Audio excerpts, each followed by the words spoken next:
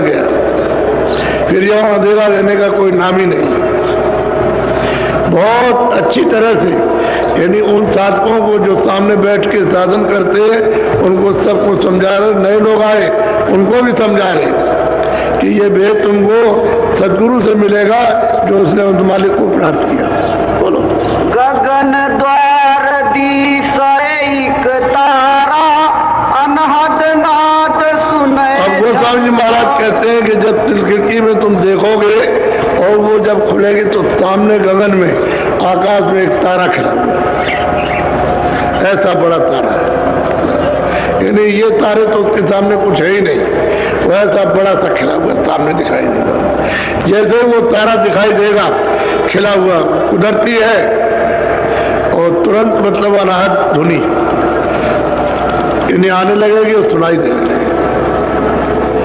उसको धुनी कहते हैं, वैसे उसको अनहद बाजा भी कहते हैं, अनहद बाणी भी कहते हैं, आसमानी आवाज भी उसी को कहते हैं, उसी को कलमा और आयतें भी कह रहे हैं। जब साधक उसको ध्यान से सुनेगा, वो जो अनहद बाणी है जो बाजे बज रहे उसको ध्यान से सुनेगा तो उसमें से आवाज हो रही, बोल रहा कुछ, तो धीरे धीरे धीरे धीरे सब समझ में आने लगेगा।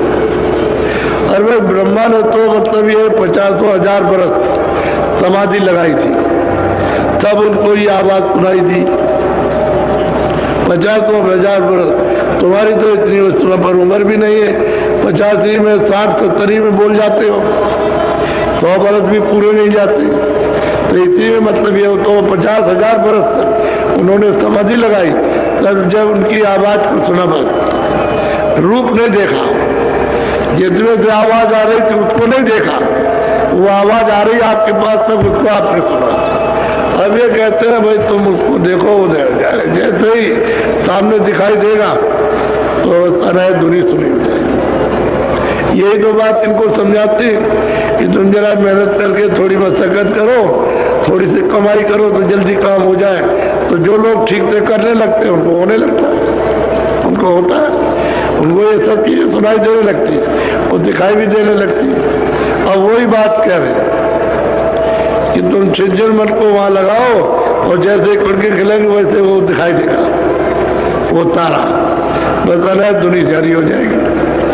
काम सुनने लगेंगे, आंख देखने लगेगी, आंख उसको देखेगी और जो उसमें से आवाज आ रही है उधर से वो कान सुनेंगे और सुगंधी जो है उसको नाक सुनेगी, क्योंकि इसमें तीन ही चीजें हैं, आंख है और कान है और नाक, और तीनों ही चीजें ये सुनती है और देखती है, सुनती है। उसके अलावा और कुछ नहीं। वहां भी यही चीज थी अपने देश में, जब वहां थी तब तो वहां निर्मल थी, पर्दा पड़ा हुआ, अब ये पर्दे के अंदर आ गई। इसलिए आपके साथ अगर खुल जाए, पर्दा हट जाए तो फिर सुनते ही सुनते, तो अकेले ही सुनतों का फिर चेतनी चेतन है, जड़ का कोई काम नहीं है किसी तरह का। तो कहते हैं छिन छिन तुम वहां मन को लगाओ, एक पलक दृष्टि हटने ना पाए, जब देखो तब उसी पर बैठ जाओ। जब करो ऐसी आदत बना लो उस पर बैठने की तो खिड़की खुल जाए और सामने वो दिखाई देगा गगन में। गगन कहते हैं आकाश, ये आकाश नहीं है, वो दूसरा आकाश है, वो तुम्हारे अंदर से रास्ता देखने का जाता है। बोलो। अनहद सुनाए गुनाए नहीं भाई, सूरत ठीक ठहर जब जी महाराज कहते हैं कि भाई अनहद धुनी को सुनो, सुन के उनको परखो कि क्या कह रहे हैं, तो परख का नहीं है। अनहद धुनी आ रही उसको सुनता है, लेकिन उसमें से जो उच्चारण हो रहा है उसको नहीं परखता। तो कहते हैं नहीं, सुनो और सुन करके जो बोल रहा है उसको समझो, उसको कहते हैं गुनो, जानते हैं उसको बराबर समझो कि क्या कह रहा हो। धुनी तो आपको सुनाई दी, लेकिन वो उसमें लय हो जाओ, रत हो जाओ। जब रत हो जाओगे तो बाणी समझ में आएगी कहता क्या है। बोलो। चूए अमृत पीवे अघाई, पीवत पीवत मन छकी जाए। महाराज कहते हैं कि भाई जब तुम उसको बोलने लगोगे, ध्यान से सुनकर के लय होने लगोगे तो उसमें से अमृत कर रहा, अमृत छू रहा। जैसे जरा सी टूटी खोल दीजिए तो थोड़ा थोड़ा बूंद बूंद पानी गिरता है, ऐसे ही वो धुन सुन करके जब गुनोगे ले होगे तो उसमें से अमृत चूरा, तो मन जो है उसको पी पी करके थक जाएगा, तृप्त हो जाएगा, तो ये भोगों की तरफ से बिल्कुल एकदम से उदास हो जाएगा। अब उसके पीने पर भोग अच्छे नहीं लगेंगे, एक भी भोग अच्छा नहीं लगेगा। न मोह है, न लोभ है, न लालच है, न तृष्णा, न वासना, न काम है, न क्रोध है, न अहंकार है, सब कुछ नहीं, एकदम उदासीनता।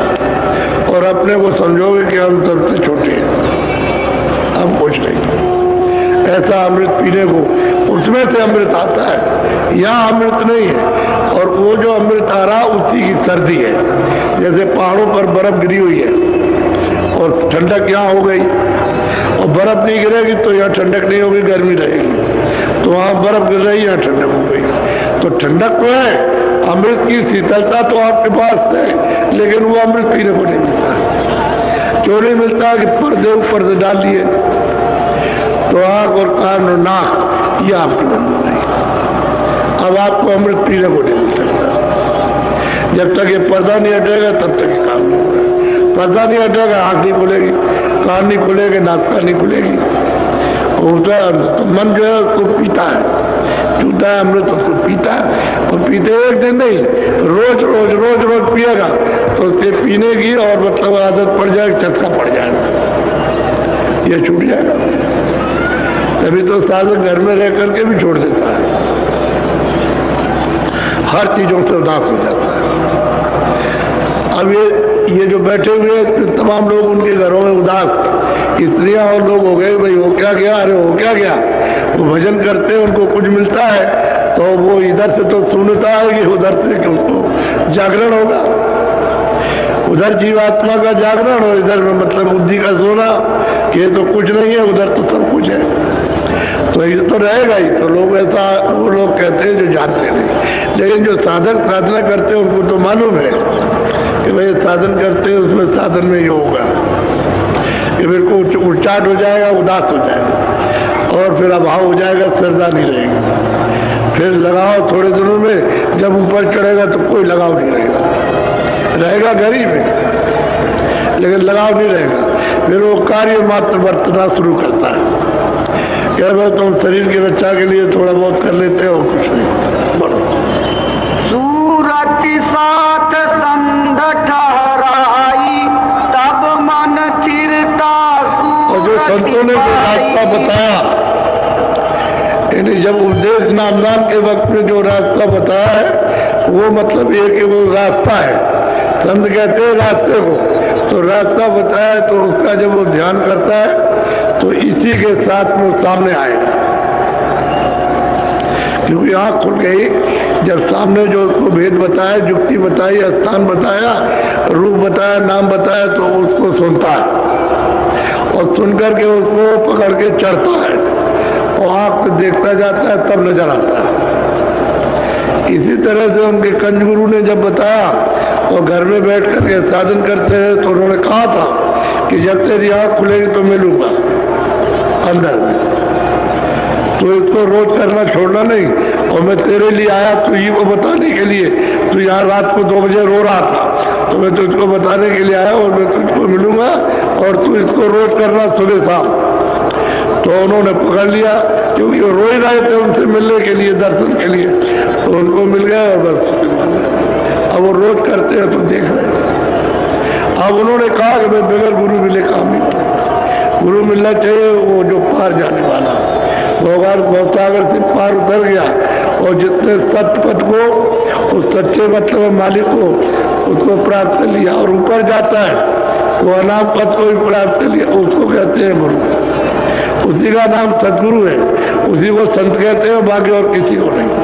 संत नाम ही नहीं था, ये तो जब तो संत आए तब तो ये नाम पड़ा, पहले कोई नाम शास्त्रों में संत नहीं है, संत नाम ही नहीं था। बोलो। सूरत हरिद्वार जिन पकड़ा, मन अपंग होई मारा। अब गोस्वामी जी महाराज कहते हैं कि जिन जिन लोगों ने भी, चाहे किसी कौम के और किसी जाति के हों, अमीर गरीब, जिन जिन लोगों ने ये दरवाजा पकड़ा उनका मन अपंग हुआ। इसने जैसे मन को काट दिया कि इधर अब कुछ नहीं है इधर, तो अपंग हो गया, भाग दौड़ बंद कर दी। जो संकल्प विकल्प था, चित्त का जो चिंतन करना था, बुद्धि निश्चय निश्चय में दौड़ बंद हो गई, क्योंकि वो अमृत पीने लगा, भाग दौड़ बंद हो गई, अपंग हो गया, लगड़ा हो गया। जैसे कोई लगड़ा हो जाए तो चल नहीं पाता, ऐसे ही लगड़ा हो गया, नहीं गड़बड़ तोड़ता। अब वो रस पीता है, अमृत पीता है, उसको मस्त